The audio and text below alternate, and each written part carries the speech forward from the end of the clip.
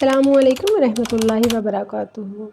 جنت اور دوزخ کی تصدیق سے غافل تو ضرور کر سکتا ہے، مگر اس کے حق ہونے سے ہمیں کبھی بھی دور نہیں کر سکتا، اور خاص طور پر تب تک جب تک اللہ کے حکم کے مطابق رائے برابر بھی ایمان موجود۔ لہٰذا میرا یہ ماننا ہے ایک مسلمان ہونے کے ناطے کہ میرے لیے اللہ کے بھیجے گئے نبیوں، پیغمبروں اور اللہ کی پاک کتاب کا ہونا ہی ایمان کے ساتھ قائم رہنے کے لیے کافی ہے کہ جنت اور دوزخ ہے۔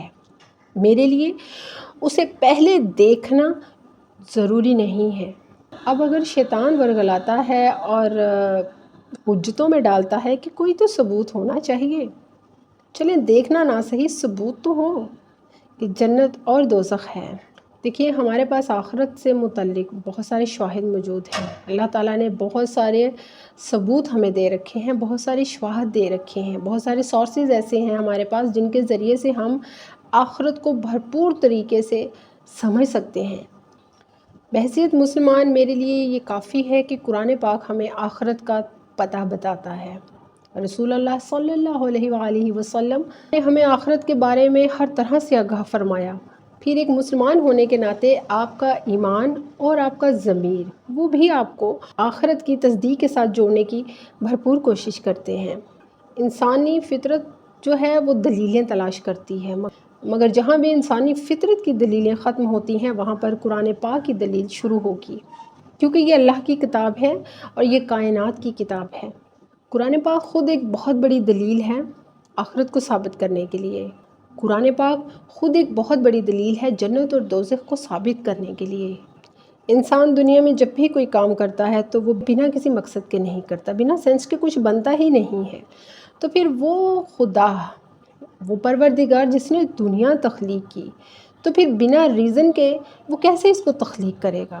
یقیناً اس دنیا کی جو آگے منزل ہے وہ جنت اور دوزخ کی صورت میں آخرت پر ہی جاتی ہے۔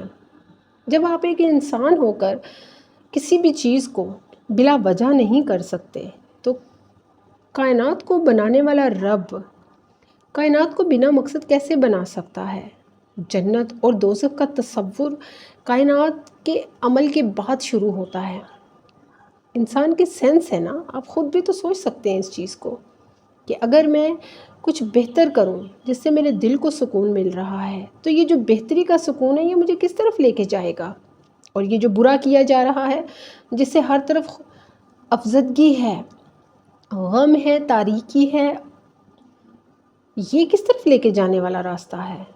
میرا ماننا ہے کہ اگر کوئی آخرت سے انکار کرتا ہے تو اس کو پھر دنیا میں موجود بھی ہر چیز سے انکار کرنا ہوگا، یہاں دی گئی نعمتوں سے انکار کرنا پڑے گا اور یہاں پر آنے والی عبرتوں سے بھی انکار کرنا پڑے گا۔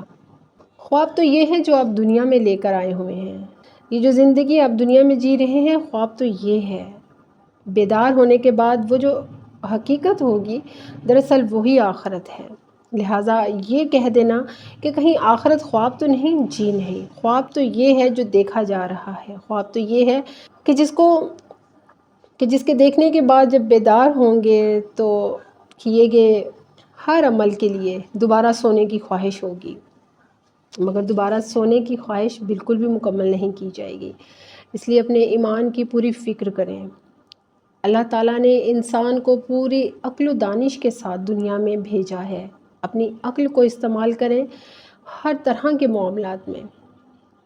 اگر آپ کو لگتا ہے کہ فلاں بدعتی ہے، فلاں شرک کر رہا ہے، فلاں موجودہ نسل میں بے راہ روی پھیلا رہا ہے، تو کیا آپ کو اللہ نے عقل سے نہیں نوازا؟ آپ خود بھی تو عقل کر کے دیکھ لیجئے نا۔ عقل کی دلیلیں جو ہوتی ہیں نا وہ بے انتہا مضبوط ہوتی ہیں۔ اگر آپ کوئی ایسا کام کر رہے ہیں جو آپ کو لگتا ہے آپ مکمل عاشقان رسول بن کر رہے ہیں اور اللہ کے احکامات کے مطابق کر رہے ہیں، تو سوچئے کہیں اس میں ظلم تو شامل نہیں ہے، کہیں اس میں بے حیائی تو شامل نہیں ہے، کہیں اس میں بد اخلاقی تو شامل نہیں ہے، کہیں اس میں بے راہ روی تو شامل نہیں ہے، کہیں اس میں حرام شامل تو نہیں ہے۔ اگر ان میں سے کوئی بھی چیز اس میں شامل ہے تو پھر نہ تو آپ رسول اللہ کے بتائے گئے احکامات پہ چل رہے ہیں، نہ ہی تو اللہ کے دین کے مطابق چل رہے ہیں۔